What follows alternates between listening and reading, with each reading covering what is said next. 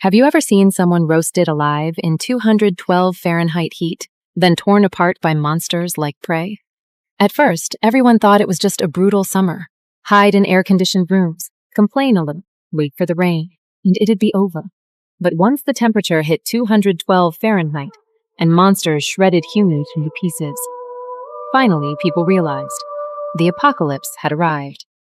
People outside were killing each other just to survive, while I sat in my air-conditioned room, waiting for my death. Water. Water.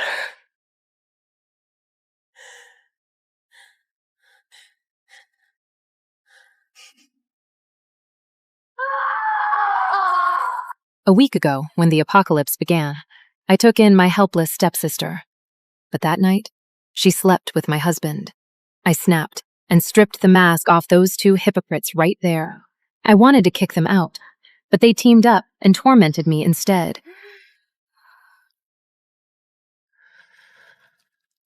Sis, I'll enjoy everything that's yours. Now die. Leo, I'm curious. What does someone look like when a mutant bites them? These two bastards. Torturing me wasn't enough.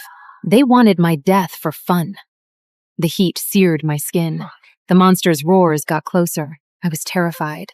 I just wanted to survive. Leo, monsters are out here! Please let me in! I begged them, just give me a chance to survive. And my pathetic begging became their entertainment. If there's a next life, it'll be blood for blood. I opened my eyes again. No terrifying monsters, no scalding heat, just the living room, blasting with air conditioning. Thalia, Leo, and I are truly in love. Please, let us be. I was reborn. 30 days before the apocalypse hit, the day Lena begged me to let her have Leo. Last life, I was stupid enough to expect anything after being betrayed by both of them. Thea, you have no choice. Make Lena unhappy, and I'll bankrupt your family. No, this time, my choice is blood for blood. You make Lena unhappy, and as punishment, this mansion of yours goes to her, and that barren land of hers goes to you. After all these years with him as my fiancé, who knows Leo could be this calculating? Oh, sis, this land's pretty close to where Arthur lives. Perfect chance to get to know each other. In the apocalypse, a full glass mansion is basically a natural oven. And the barren land Leo mentioned, it's actually a forgotten bunker. The bunker, solid inside, year-round 14 Fahrenheit, a natural freezer in the apocalypse. Best part? Last life, survivors found groundwater here. In the apocalypse, water is worth more than life. Fine. I agree to the marriage swap. I pretend to be weak. Can't let them suspect a thing before the apocalypse. Sis, I know it. I know you'd let me and Leo be together.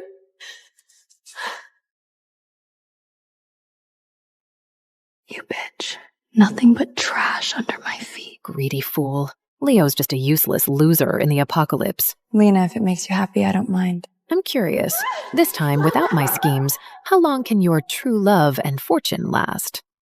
Last life, I gave everything to that scumbag and the so-called family. You know who ended up coming to get my body? Only Arthur, someone I'd barely met.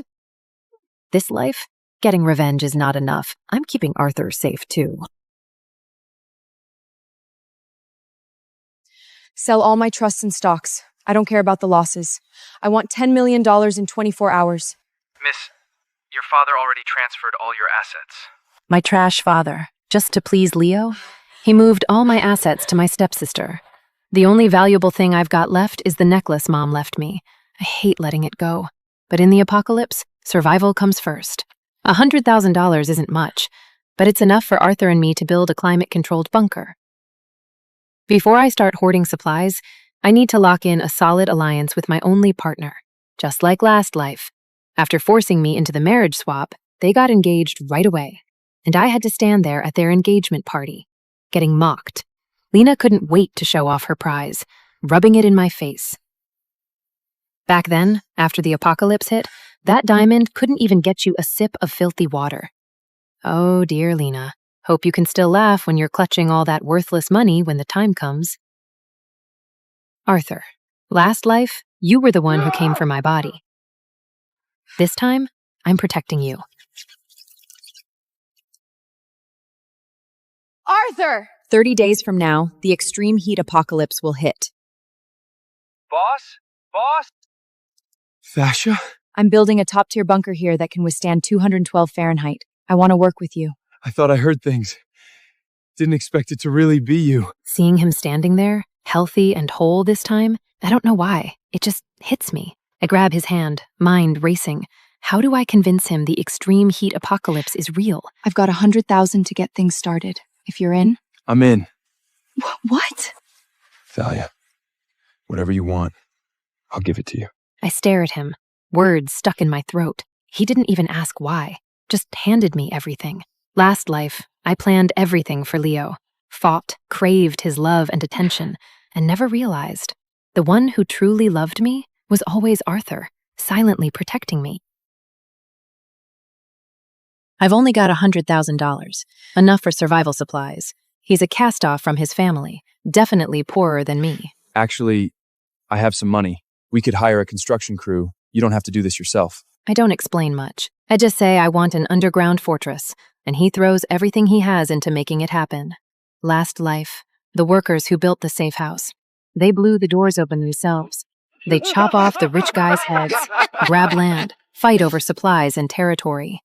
In the apocalypse, human nature can't be trusted. The more people know about our safe house, the more danger we're in. Absolutely not. Even if it kills my hands. We will dig this ourselves. Until my revenge is done, I can't leave any loose ends. I thought he'd think I was crazy, try to reason with me, but I didn't expect... Deal. My apocalypse partner. He doesn't ask a single question, just takes my shovel and digs with me. He's showing me with his actions. He trusts me. Come with me! This abandoned bunker, we're about to dig it into the most unbreakable underground utopia with our own hands. Our crazy countdown starts now. With Arthur's help, the shelter soon looks like a proper underground home, but problems start popping up. In the apocalypse, places without ventilation will turn into ovens, cooking anyone trapped inside into dry corpses. Our top priority? Get air circulation and blast-proof doors. Got it. I will follow your lead. Arthur volunteers to buy the blast-proof doors and air circulation units, while I go stock up on easy-to-store food. To get the most supplies for the least money, I go to a warehouse supermarket on the outskirts. Once I load the compressed biscuits into the van, Arthur pulls me to hide, eyes sharp. Seeing him watch the surroundings on high alert, my hand instinctively goes to my dagger. Thamia, Lena is sending people to watch us. What? Watching us? That means our bunker project? She thinks we are just some crazy diggers. She has not figured out the bunker yet. With Arthur calming me down, I become less tense now, but we've bought a ton of supplies. Lena's not stupid. She'll notice if something's off. We need to stock up and fortify the shelter before she catches on. Did you get the air circulation units? He shows me the video as soon as I ask. I'm blown away by the cutting-edge gear. If all these units run together, forget just a small bunker. They could purify the air of an entire city. I had a friend assemble them. Worst case, I will give him a hand after the apocalypse, just paying a favor back. Fair enough. Equipment's ready, time is tight. There's no need to question it. Air problem is sorted. Next is the most important thing for survival. Water. In the apocalypse, a sip of clean water, half a moldy loaf, that's enough to drive anyone crazy. Without a water source, this solid bunker is just a giant tomb. We'd be waiting to die inside. The pit's all hard-packed dirt, not a drop of water in sight. Where did we go wrong? Stop. I'll get someone to haul a few buckets of water down. The water we bought won't last long. I'm not leaving until we find a source. Arthur has no choice but to stay with me. In the last life, those survivors broke through faulted black rock like this and found underground springs. It can't be wrong. The dirt's damp. The water's still there. I was off by just 2 inches. Got it! We found the underground spring. I see the shock and admiration in Arthur's eyes. It makes my partner trust me even more. Arthur, we can't drink this straight. We need to set up a proper water filter first. To save time, Arthur and I decide to split up again. He'll go grab the precision water purifiers. I go for the filter materials. As I'm about to check out, I spot those two pests again. Ugh, born trash, that's what you are. That crazy Arthur can't even support you. So here you are, picking through the trash. Don't tell me you're going to fight the strays for scraps next, huh? I'm not going to bother with this loser. The apocalypse is getting closer. Once the bunker's done, there'll be plenty of time to deal with them. I've got a lot to do. I finish gathering the stuff, ready to leave, but she's not letting me go. Her bodyguards pin me against the shelf. What can a broke whore like you even do? You're born to live in the slums, with every stray dragging you into the alley to abuse you. Ruining food now? Hope when the apocalypse comes, you can still be this cocky. Lena! Don't push me too far! Sis, you are still tough as nails. Go on, hit her. Keep going until she begs. I was pinned down, unable to fight back. I tell myself, I absolutely cannot go down now. I need to survive. Survival is the only way I can revenge. I cling to that belief, fighting to stay conscious. I could no longer feel any pain. Arthur.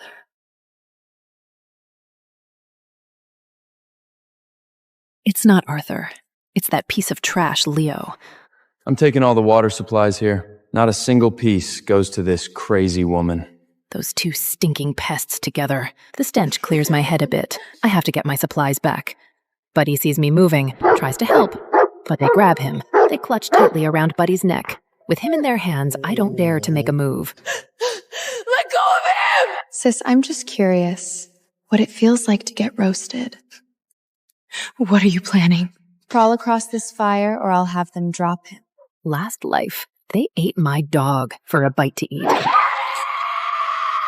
They stripped Buddy's skin. He whimpered in pain. Then Leo got irritated and slashed Buddy's jaw off. Thalia, you're so perfect. I bet your dog tastes just as good. I watched them strip Buddy and roast him to eat.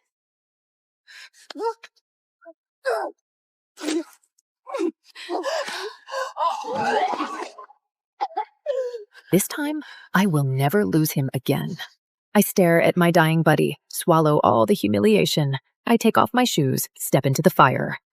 The searing pain cuts through me, but it's nothing compared to losing Buddy. Aw, how touching. Sis, after all this, you're still so naive?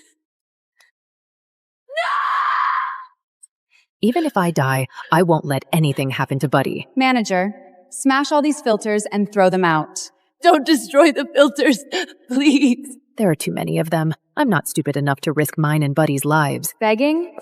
Too late. That look of defiance earlier annoyed me. Hit her! My body aches. Feels like I'm back in my last life, trapped and getting beaten with no way to move.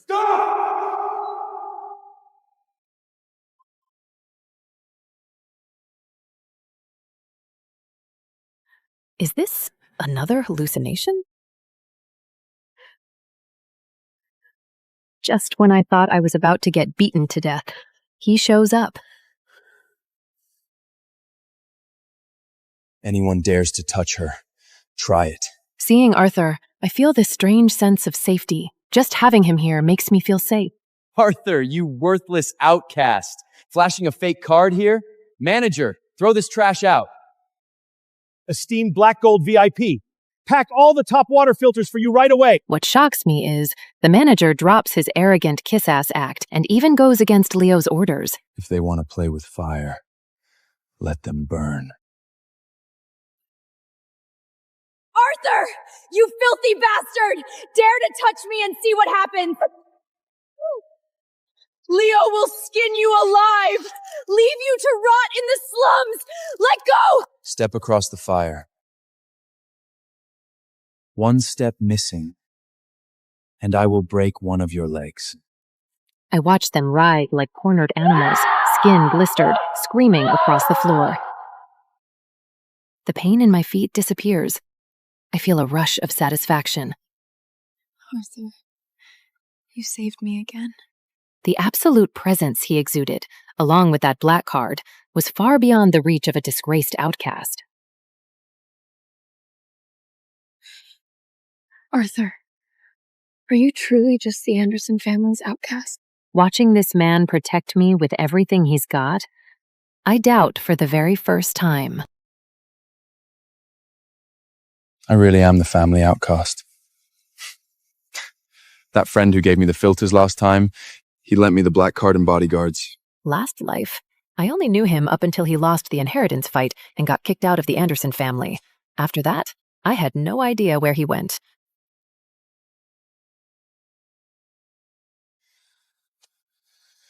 David, I'm done with the card and the men. Thank the boss for me. Mr. Anderson, you're too kind. Our boss says you saved his life. This is nothing in comparison. But if he really has the power, there's no way he'd let that trash Leo take the heir's spot. Trust me. I would never gamble with your safety. He didn't seem to be pretending earlier either. I trust you. Whatever, as long as I can trust him, and he trusts me, that's enough. Back in the bunker, Arthur's friend sent Buddy back, all patched up. Looking at him, I gave him a strict order. Buddy, you're not stepping out of this bunker, not even half a step. Last life, I watched Leo and Lena eat my dog right before my eyes. This time, I can't lose him again, my dear buddy. I've got to find a way to make this bunker even safer. Last life, the survivors had barely dug up the water, and the thugs who got into it killed them. Arthur, we need to dig a proper well and set traps. No one can get near the underground water. In the apocalypse, a single drop of water can buy your life. Anyone who dares to take mine is walking straight to their death. You just lie there and give the orders. I'll handle the rest. To keep it absolutely secret, he digs out all the silt from the bottom by himself, hauling it away with a wheelbarrow. Then he brings in red bricks, one load at a time. A few days later, my wounds are completely healed. Together, we assemble the precision filter and circulation pumps we bought from the mall, placing them by the well. Sweet, clean water. Problem solved. Next, we tackle the full coverage of top-tier insulation. In the apocalypse, temperatures hit 212 Fahrenheit. People stuck inside got baked to dry husks. Anything exposed. The sea dried up. Plants and animals turned to ash.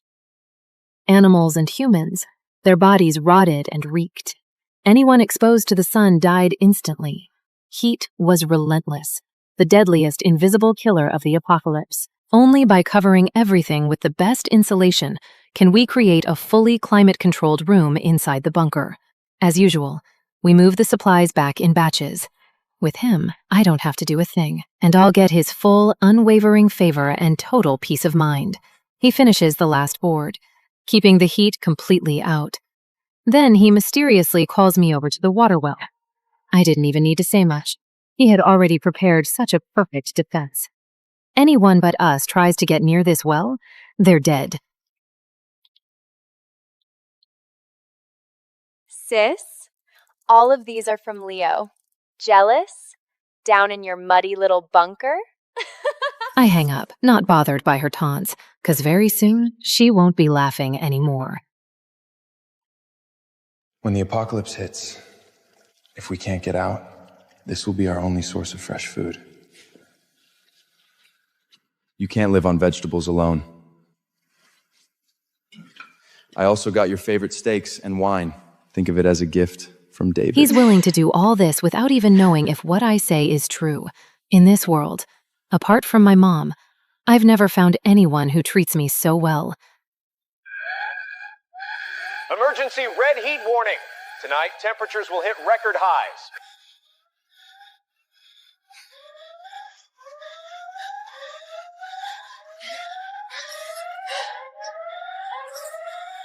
Citizens, stay indoors, stay cool, and stay safe. That night, the temperature spikes by 18 Fahrenheit without warning. Last life, Lena got the warning and ignored it. But I noticed the spike early and got my supplies stocked ahead of time. My sister, this life, without me, how can you survive? There are only a few days left until the apocalypse. We have to dig out the underground granary as fast as possible. Temperatures across the globe exceed 113 Fahrenheit, causing thousands of heatstroke deaths. Massive animal die-offs. Citizens, stay indoors unless necessary and take precautions against the heat. Temperatures already hit 113 Fahrenheit, and the TV is still telling everyone not to panic. But only I know, once the temperature rises, it won't come down. There's not much time left for humans to save themselves. We can't survive on frozen meat forever. I use my last cash to buy up all the live poultry and heat-resistant seeds. The farmer thinks I'm crazy. He's afraid I'll back out. Once he takes the money, he has people load it all immediately. The heat makes bacteria thrive. Animals outside easily succumb to infection. These seeds can sprout. The chickens and ducks give people the protein we need to survive. I take care of the food. Arthur handles the medicine. He laughs at Arthur for spending so much on antibiotics. Like, who's even worried about getting sick now? But he'll soon learn. In this heat, bacteria run wild. One pill can save a life. Arthur says he still has some money left, so he goes out and buys guns and ammo for protection.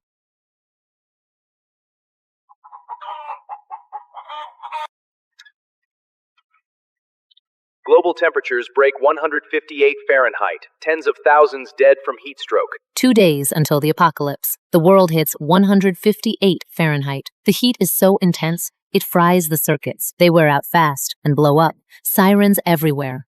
But soon, even the ambulances blow up. Every industry halts without power. The whole world comes to a standstill. The whole city's roasting under the heat, making the air shimmer. Even down here in the bunker, we can feel it sizzling. That dumbass Lena turns extreme heat into a party gimmick, enjoying her final frenzy. I shut off the live stream. Arthur wired high-voltage traps all around the bunker. Anyone who comes near will become toast. Then we weld shut all the other exits, leaving just the blast-proof door. Arthur camouflaged the blast door with debris. Inside is Arthur's carefully designed infrared trap. Even if someone gets past the infrared, the blast door won't budge. I'm ready. Lena, Leo, are you ready to pay your debt?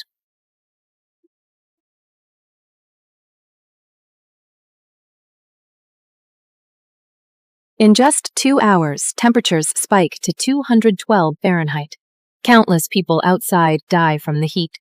Bodies rapidly rot and stink under the blazing sun. The once bustling city becomes a hellscape. Those expensive floor-to-ceiling glass mansions turned into the deadliest luxury ovens. In my strappy dress, feeling this priceless cool breeze in the apocalypse, heaven, I grab my phone, hook up to the satellite. Social media's in full panic mode. Everyone's complaining. When will things go back to normal? I open Leo and Lena's Twitter accounts. Yesterday, they were showing off their love, but today, it's all complaining and hoarding supplies. No one's fixing it. God knows how long the backup power will last. That mansion he once bragged about as a status symbol, now all covered in blackout curtains. I wonder, when all the supplies run out, will their true love last? The bunker's systems run perfectly. We enjoy our peace. Outside chaos has nothing to do with us. But I know, the real apocalypse survival game is just getting started. After that day, Leo hasn't posted a thing. I didn't expect Arthur to guess what I wanted. He hacked into Leo's mansion cams. Remember, you're the Anderson family's dogs. Guard this! Even now, Leo still thinks he can lord over people with his name.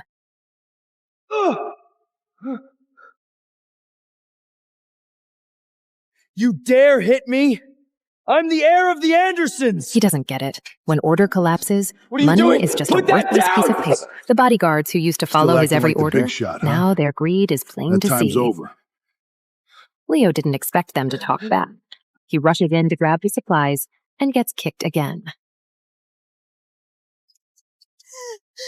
Aren't you the heir of the Anderson family? How can you not even guard the supplies? How are we gonna survive now? Shut up, bitch! If it weren't for your dumb apocalypse party, no one would even know where the supplies are! I watched this once so high and mighty couple tear into each other like a pair of stray dogs. I've never felt so satisfied. Go on. Keep fighting. You've got plenty of chances to tear each other apart. The whole rich neighborhood's turned into a brutal battleground. The elites who used to look down on everyone are now showing their ugly, true selves. They fight like underground rats over a sip of water. No grace left. I can't help but admire Arthur's foresight. He even prepped a recon drone. With this drone, even if the outside power and internet are out, we can still see everything. It's like we can see everything from above. Now we're in total control of this apocalypse.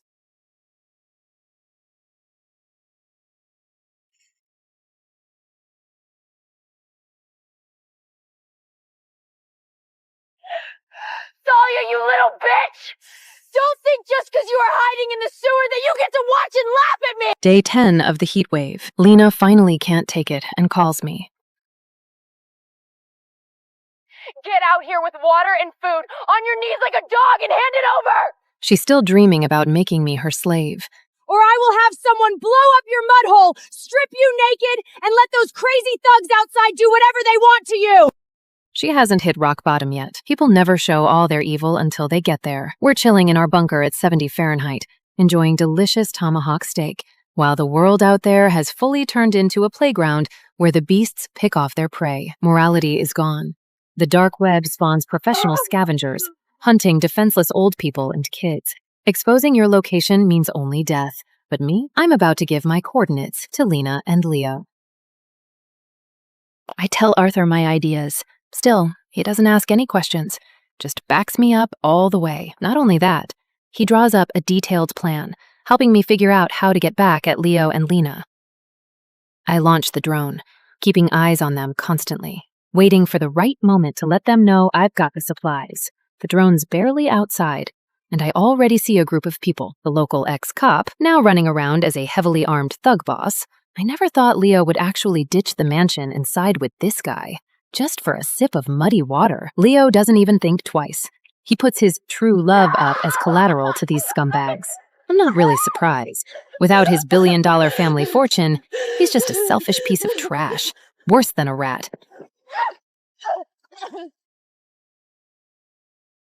I'm more curious now. How will Lena take her revenge after seeing Leo's true face?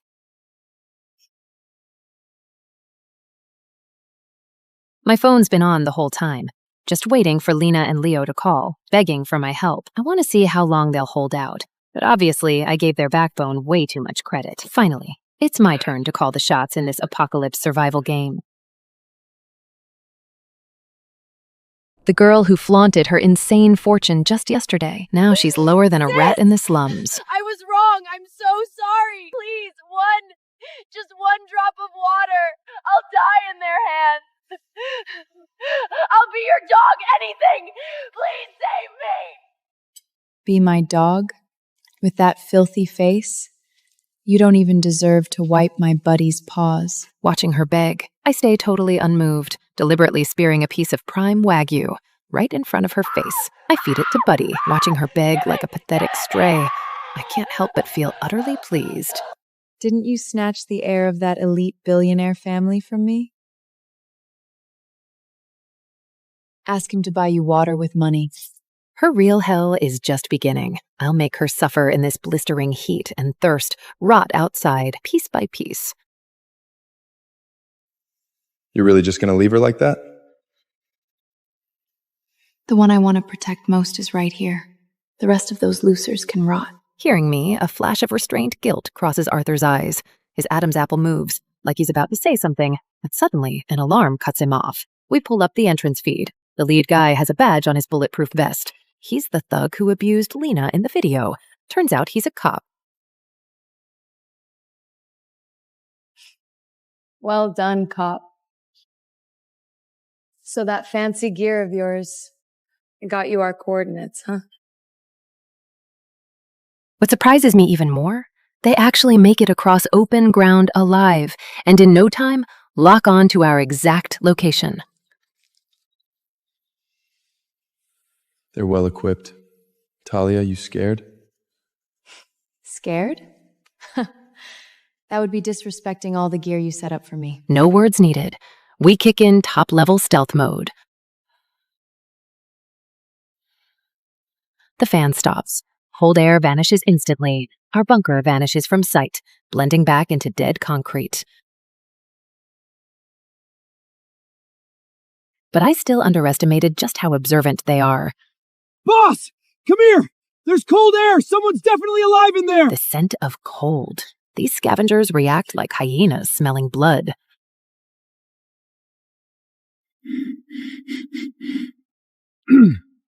Everyone inside! We're the police rescue team! This shelter is now requisited! Open the doors for inspection immediately! Police rescue team? Bullshit. Such a pathetic trick. Not even a toddler would believe it in this lawless apocalypse. Get the hydraulic cutters and open that door! I know there's definitely ice water and supplies in there!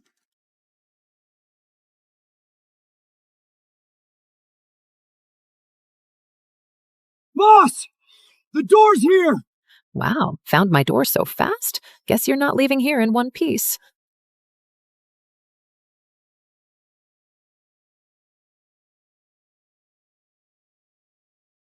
Anyone trying to snatch a thing in my underground utopia pays in blood.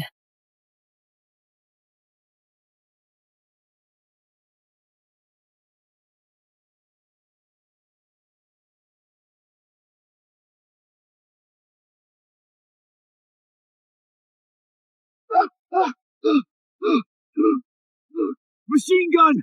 Holy shit! They've got heavy military firepower! Fall back! Watching them flee, the urge to kill finally starts to ease. Nice aim. You didn't hold back. You look amazing, firing like that.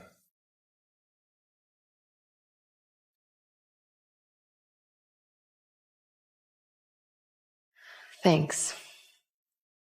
'Cause in this apocalypse, how can I survive without cruelty? If I catch anyone lying to me, I won't hesitate to toss them aside. All right. I know you won't lie to me. These people won't come back anytime soon. Let's have some rest. At that moment, I thought, after fighting side by side, we would totally trust each other, but I didn't notice. In Arthur's eyes, a massive lie was lurking, ready to be exposed. By nightfall, the temperature drops, but the blazing sandstorm keeps raging. Those guys, they clearly didn't give up. They took our warning as a sign of weakness, creeping back around the bunker like ghosts. They figured out our location a few hours ago. Now they're going straight for a targeted breach. Looks like they're really going all in. Blow the door open! Drag those rats out! The supplies inside. Enough for us to rule this city. No! The whole world! Fueled by his encouragement, they climb even faster. To reward their dedication, guess I'll give them the grandest funeral possible. In less than 30 seconds, this so-called elite tactical squad writhes under the electric grid and spikes, turning into smoldering, stinking charcoal in the 212 Fahrenheit heat. The leader, who was shouting just moments ago, now sees the bodies on the ground, freaks out, and drops his gun, trying to run. Ah! My leg! I surrender, please! Let me live! I swear I won't tell anyone! Only the dead won't reveal our position. The thunderous roar tears his pleas and shattered body apart, swallowed mercilessly by the scorching sands. The threat is gone, but I feel no relief. The first wave is dead. Soon there will be a second, a third. In this searing, lawless apocalypse, whoever holds the supplies bears the greatest sin. The mountains are so isolated. There's no way they found us by accident. Someone must have revealed our location. The surveillance network shows no breach. The problem is outside. Lena and Leo. If they want to use others to kill us, then we'll make their own scheme to destroy them. After a night of bloody carnage, the scorching sands have already buried most of the wreckage. We come out to check for any other flaws that might expose our position, and under a side wall vent, we see something unbelievable. The faint condensation and cold air from the vent have made this the only oasis in the blazing apocalypse. No wonder these raiders could locate us so fast in this desert. Crushing a few bugs won't matter. As long as there's suitable soil and temperature, life will keep crawling back. Talia, killing humans without a second thought but getting all soft for bugs. Which one is the real you? Both. We can't kill all the bugs, but we can crush the greed of those raiders completely. In this brutal wasteland, these swaying, charred corpses are our ultimate warning to anyone thinking of invading. Seeing the hellish heat outside with my own eyes again, an unprecedented dread and void hit me like a blow. The pain of being roasted alive and torn apart by monsters in a past life still haunts me to my core. This life, I'm lucky to have you. You? I need to let pure madness fill the void this hopeless wasteland has left inside me. Two lunatics clinging to each other in this burning apocalypse, rolling on the soft carpet, letting all our desire out.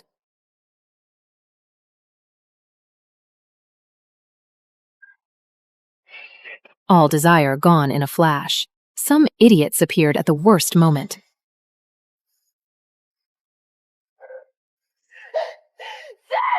Please! Open the door! The anger of being interrupted flashes in my eyes. The real show begins. It is me! Give me a sip of water! Please, just one sip! Thalia, just open the door, and I will marry you. Two arrogant idoites, still blind to the truth. The choice is mine now.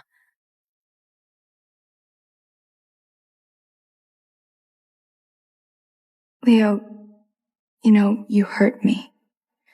But if you want me to forgive you, I will.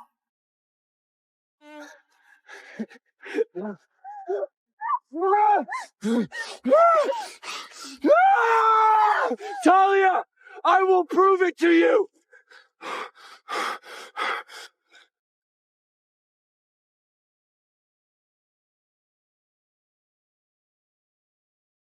Talia, this ring represents my love for you. Their so-called true love, all for a sip of filthy water. They've torn each other apart and trampled the last shred of dignity. You two, who hurts the other worse, gets the half tub of ice water Buddy left.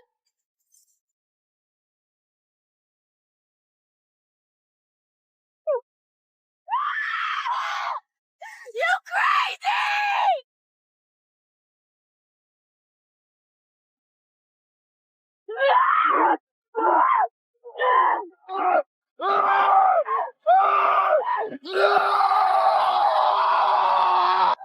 So, this is the perfect love they have, which ended my previous life.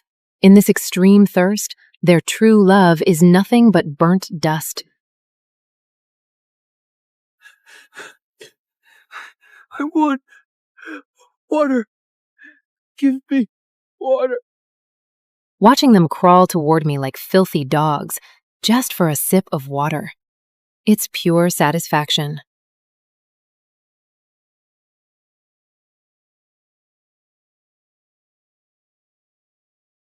Good boy, buddy. Easy. We have plenty more.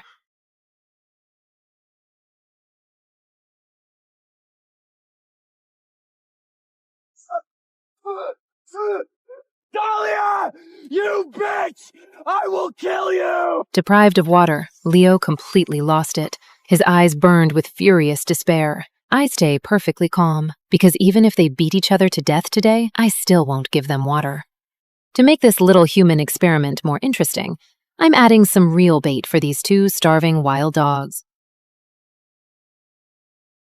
Just a cup of dirty water, and they're already willing to kill each other.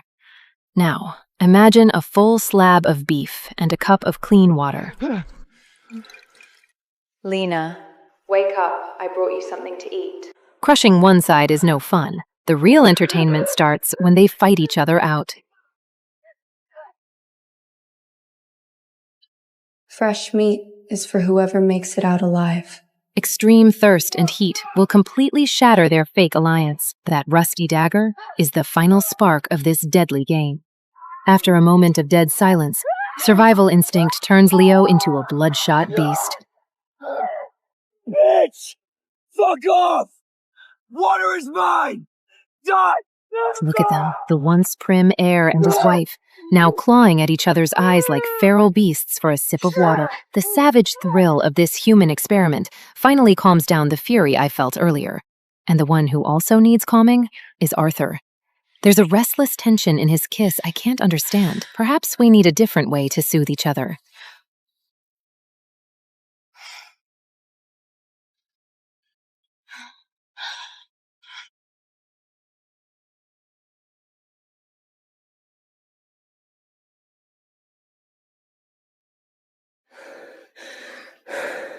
After hours of intimacy, Arthur seems even more clingy. He draped the robe over me and carried me back to the console. And to my surprise, they're still alive. Their fighting is painfully slow and boring.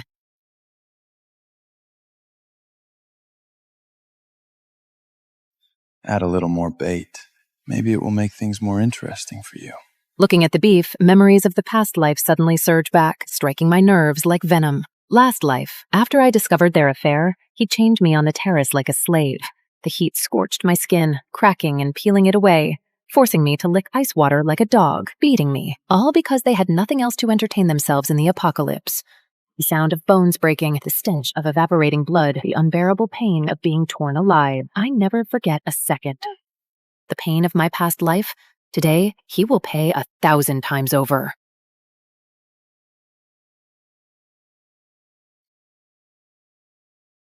This plate belongs only to the one who survives. That sentence destroyed the last shred of their humanity. Die, bitch! I will survive! In the grip of death, Lena struck with pure malice, watching my enemies tear at each other on 212 Fahrenheit scorched ground. The sheer thrill makes me shiver with delight. Lena grabs a stone, smashes Leo's eyes, and drives the dagger into his heart in the instant he's blinded. Leo stares at Lena in disbelief, as if he can't believe she actually killed him. The once arrogant heir, now just another ugly, ordinary corpse in the apocalypse. Lena drags her wounded body to the window, leaving a scorched blood trail on the floor.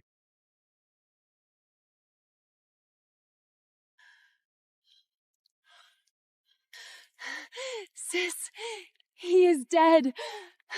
I survived. Give me my meat.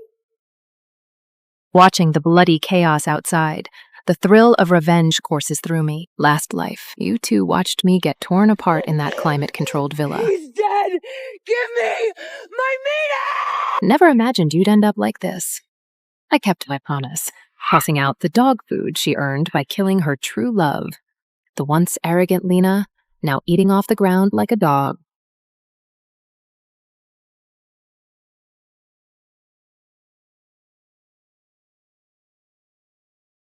She devoured the beef like a dog, then crawled back, trying to earn a smile from me, begging to be let in. Sis, look! I ate it like a dog! Let me in! Letting you die like this would be too easy. My specialty now is giving hope, then crushing it. I pretend to open the window, making Lena think she was about to get in. I watch her push half her arm in, eager to crawl through the tiny window, just like I did last life. Back then, they chained me on the terrace. I was just their entertainment in the apocalypse. Water. Give me water. Lena even made a hatch, teasing me like a dog, breaking my hand over and over for fun. This time, you'll feel what it's like to have your hand broken. Bitch! You'll pay! I'll kill you! Wow, you really think killing that loser and barking like a dog would earn my protection? I never said you could come in. Bitch! You lied! Feeding this mad dog only enough to keep her going, just to let her feel every ounce of hellish despair. Lena must hate me so much now, pounding on the unyielding, scorching steel like a madwoman. Even with her hands burned, she doesn't stop, screaming in pure despair. Only when her strength is gone does she stop, her bloodied face twisted with rage and hatred. Night falls. The heat still rages. Lena, like a dehydrated, dying viper, drags her shattered body, struggling to escape. She knows the exact location and entrance to the shelter. In this savage world, letting a mad dog carrying deadly secrets go is inviting a tide of relentless attackers. Watching my stepsister, the one who once pushed me to the monsters, reduced to ash, the rush of long-awaited revenge surges through my veins. This revenge, spanning 2 lifetimes, finally reaches its finale. Revenge is done. Now we celebrate. Of course. Not a sip of wine yet, and the deep environment monitoring system screams the highest warning since the heatwave began.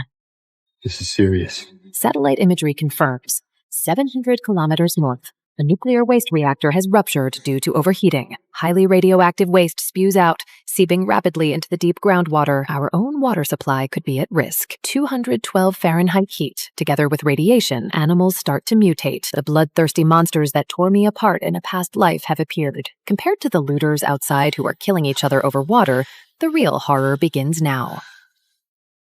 The survival game officially enters its hellish second phase. This is worse than the heat wave. The red glow is a death sentence. Background radiation spiked hundreds of times in just 10 minutes. Unknown radiation surge. Nuclear facility nuclear rupture. Evacuate. Repeat. This is not a drill. Arthur and I meet each other's eyes under the wheat red glow, panic mirrored in both of us. Once the radioactive waste reaches the aquifers, our underground water supply will be compromised, our biggest lifeline gone. Without clean water from outside again, even this once perfect underground shelter is no longer safe. From now on, every drop, dishwater, shower waste, must be endlessly purified and reused within the internal circulation system. In this radiation-soaked wasteland, even breathing could kill us. Survival demands the harshest measures. Whatever happens, I will survive. Ever since we got the nuclear radiation alert, Arthur and I have been taking turns keeping watch at the console. Within 48 hours, the global radiation alert escalated to a catastrophe. Silent ash now blankets the entire Earth. Anyone exposed to this radioactive ash, their skin rots quickly, death following within 10 minutes. Even without direct contact, merely breathing in the ash causes the skin to decay, hair to fall. Screams echo across the city. Survivors die in waves, leaving fewer and fewer alive. The authorities reacted quickly, establishing shelters and handing out supplies to maintain order. But in the heat and radiation, life-saving supplies only attract the most ruthless predators. Hungry for control of resources, they kill everyone in their path. Morality and humanity are completely gone. Outside the shelter, a lawless, bloody frenzy unfolds. The shelter entrance becomes a blazing inferno of blood and corpses. Blood and torn flesh bake in the sun and radioactive dust, giving off a nauseating mix of roasted meat and decay. For those without a fully secure shelter, the apocalypse is entering its cruelest stage. Even in our safe house, the deadliest test of survival is awaiting. Radiation and the extreme heat rip Pandora's box wide open. These monsters are mutating way faster than we expected. In just 12 hours, the outside world becomes a playground for mutated beasts.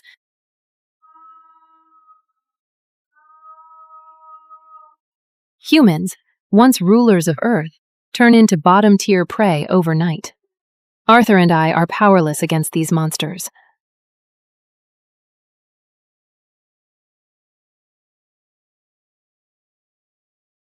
We must find more allies. Arthur tries to track signs of life over the radio. With deadly heat, radiation everywhere, and man-eating monsters out there, I don't really believe anyone can survive out there. Boss, it's David. Can you hear me? David, report your status now.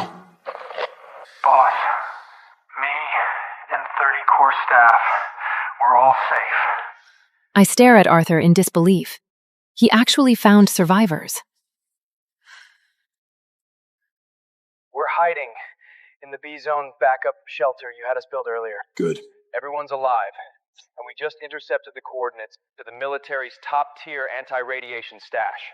An intact backup shelter, 30 top-notch workers, and the all-important anti-radiation supplies. The radio suddenly gets hit by strong magnetic interference. After a shrill screech, the signal dies completely. No matter how Arthur tweaks it, he can't reach David. Even in this suffocating deadlock, a new flame of hope rises in the wasteland. Thalia, some things I'll tell you when everything's over. Okay. Our hunt begins. Arthur keeps fiddling with the radio. By dawn the next day, we finally get back in touch with David. David, hold position with the team. Do not reveal the location. I'll be there soon. But at the same time, death is right on our necks. The radioactive ash corrodes far worse than expected. The outside vent has melted and fused. External power lines are fried by the heat. Nothing works. Remote cleaning is a lost cause. Tech is fragile in the face of absolute disaster. Someone has to go out and manually remove the melted mesh, or in 48 hours max, we will suffocate here. Going out means facing 212 Fahrenheit heat, radiation hot enough to destroy your cells instantly, and monsters ready to pounce and tear you apart. No! Outside is full of radiation and mutants. Going out is basically suicide! I know better than anyone what it's like to be torn apart by monsters. I clawed my way out of hell, not to watch the only man who ever risked his life for me march straight into death. I hesitate to let Arthur take the risk, but reality gives us no choice.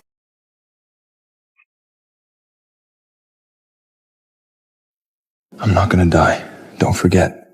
I stay with you until the end, I promise. In this merciless wasteland, he uses the calmest tone to make the most desperate decision. First time ever, my heart feels terror deeper than the apocalypse itself. I'm coming with you. No matter what, I'm sticking with Arthur, fighting by his side.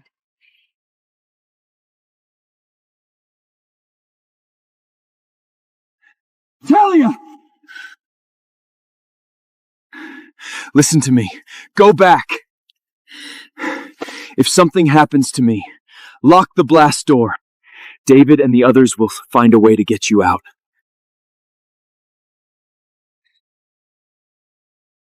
The blast door is now tightly sealed. I watch him step into the 212 Fahrenheit hell of heat and radiation. I run to the console, tense, keeping my eyes on his every move.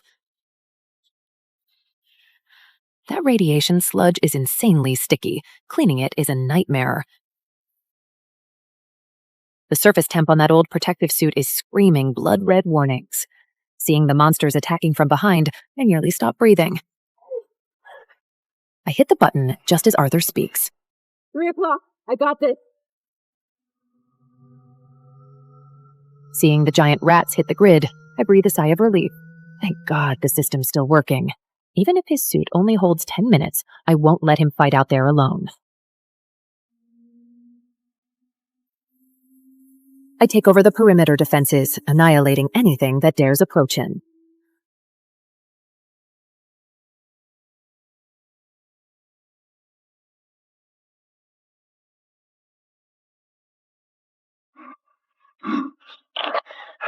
Obstacle cleared! Start reverse pressurization! Arthur and I work in perfect sync, clearing every bit of the sludge.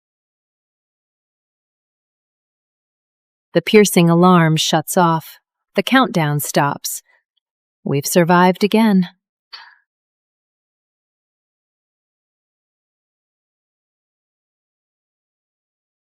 Seeing him come back alive, my taut nerves finally relax. In this hell of monsters and radiation, as long as we've got each other's backs, there's no deadlock we can't break. I thought clearing the exhaust would let us settle back in peace, but the surface keeps heating up. The deep rock is fully baked. Even the insulation can't hold. The bunker starts heating uncontrollably. Vegetables wither, poultry perish. Using your enemy gives you an edge.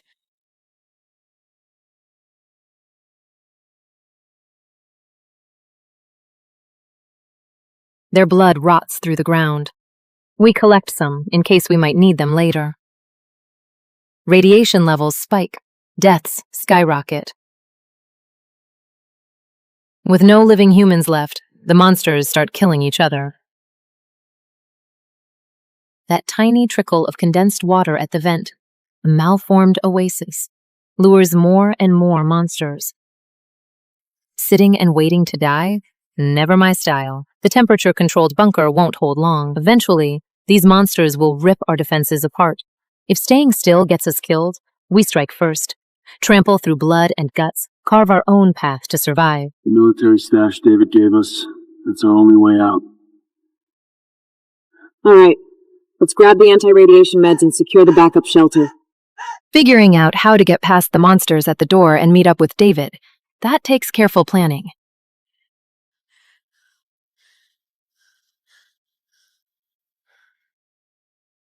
No plan is ever perfect, and the chaos outside has my nerves on edge. But Arthur's kiss melts the fear inside me. Tonight, just have dinner with me. Tomorrow, we will find a way out. On a night when the whole world screams in despair under extreme heat and radioactive ash, here we are, deep underground, prepping a ridiculously luxurious pre-battle meal. The rich aromas keep the stench of the wasteland and the blistering heat outside the heavy blast door for now. Tomorrow, we might die the moment we open that door. But as long as he's by my side, I'll have the courage to step out.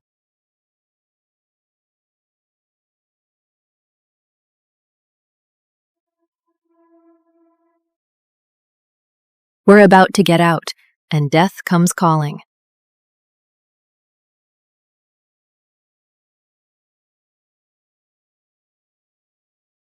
I didn't expect, in such harsh conditions, someone's actually coming here, and never thought anyone could track us down. When the HD camera locks onto the greedy guide at the front, I can't help but stun. That missile didn't finish her off. My sister and the supplies are all inside! This pest, more resilient than a mutant rat, actually uses me as a bargaining chip to buy protection from mercenaries. Too bad. In front of absolute tech, number means nothing.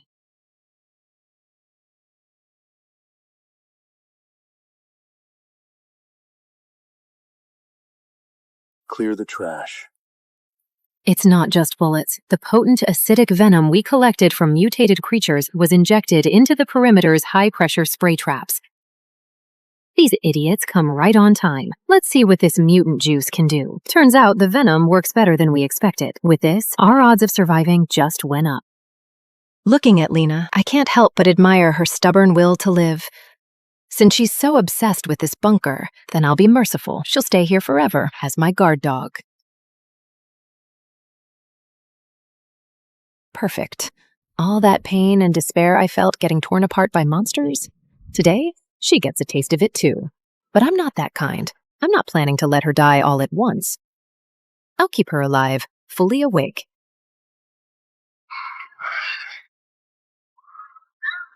In full awareness, she watches her own flesh get torn piece by piece. Can't escape. Can't die. Don't even think about passing out, sis. You have to enjoy the party. Finally, battered and broken, Lena dies under the monster's third attack. 2 lifetimes of hatred finally reduced to ashes on this scorching wasteland.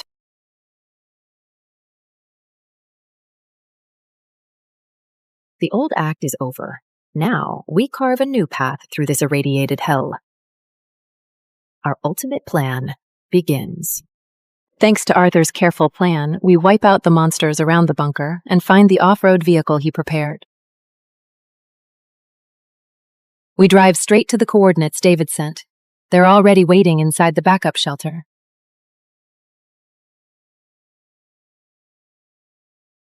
Loaded with top-tier supplies and heavy firepower, Arthur and I take control of the backup shelter.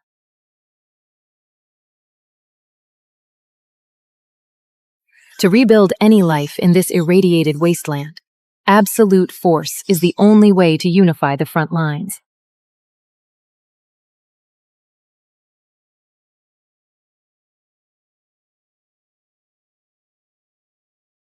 Facing these bloodthirsty mutants, Arthur unleashes an all-out purge.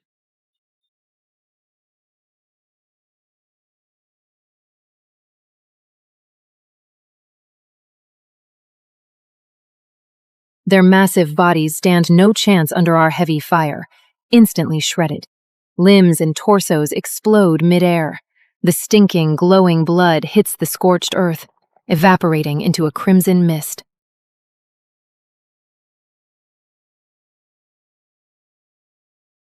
Under the cover of our heavy fire, the official team begins clearing the remaining monsters. They forcefully seal the nuclear wasteline. Deadly radiation is temporarily contained.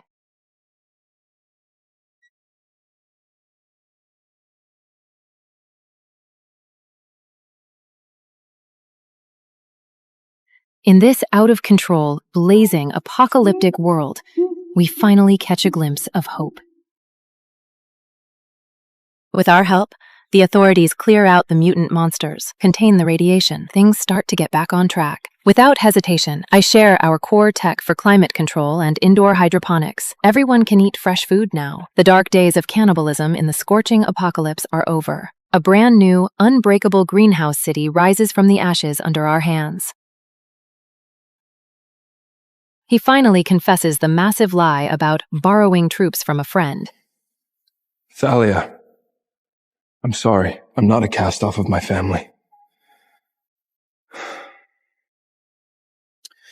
I've been lying low for years, secretly amassing my wealth, ready to reclaim control over the Anderson family.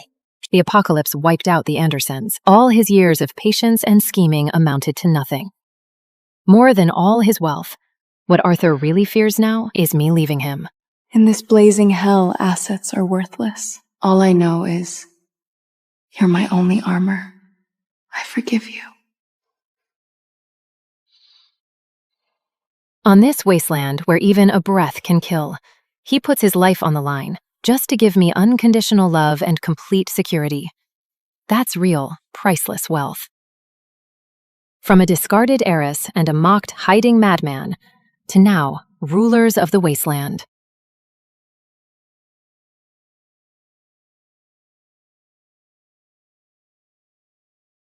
Eventually, this brutal 212 Fahrenheit apocalypse ends with our total victory, a perfect, ultimate finale.